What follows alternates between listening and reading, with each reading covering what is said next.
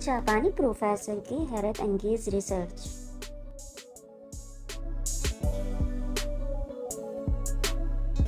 معدے کی تیزابیت کا اصل سبب الٹا سیدھا کھانا نہیں بلکہ بے چینی ہے۔ بلڈ پریشر کی وجہ کھانے میں نمک کی زیادتی نہیں بلکہ احساسات و جذبات کا عدم انضباط ہے۔ کولیسٹرول کی زیادتی کا اصل سبب چربی دار کھانے نہیں بلکہ سستی ہے۔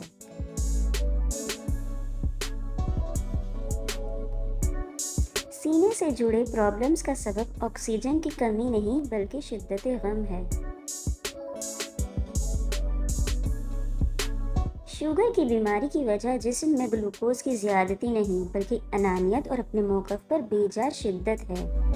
جگر کی بیماریوں کا سبب نیند میں بے ضابطگی اور نفسیاتی خلل نہیں بلکہ مایوسی اور دل شکستگی اس کے اسباب میں شامل ہے۔ دل کی بیماریوں اور شریانوں کا انسداد کا سبب دوران خون کی کمی نہیں بلکہ اطمینان و سکون کا فقدان ہے۔ یہ بیماریاں جن اسباب سے پیدا ہوتی ہیں وہ یہ ہیں: 50% روحانی اسباب، 25% نفسیاتی اسباب، 15% معاشرتی اسباب، 10% نامیاتی اسباب۔ اس لیے آپ سے گزارش ہے، اگر آپ صحت مند زندگی کے خواہاں ہیں تو اپنے دل اور دماغ کی حفاظت کریں۔ کینہ، حسد، جلن، غصہ، نفرت، تکبر، انتہا پسندی، سستی، گالی گلوچ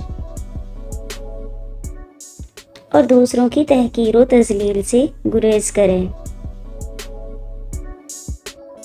اور لوگوں کے ساتھ درگزر سے کام لو۔ پورے یقین کے ساتھ اللہ کا ذکر کرو، پورے خشوع و خضوع کے ساتھ نماز ادا کرو، ہمیشہ باوضو رہو، لوگوں کے لیے حسن ظن رکھو، خواہشات نفسانی سے پرہیز کرتے رہو، اس قول الہی کو مت بھولو، یقیناً یاد الہی سے دلوں کو سکون ملتا ہے۔ سورۃ الرعد آیت 28۔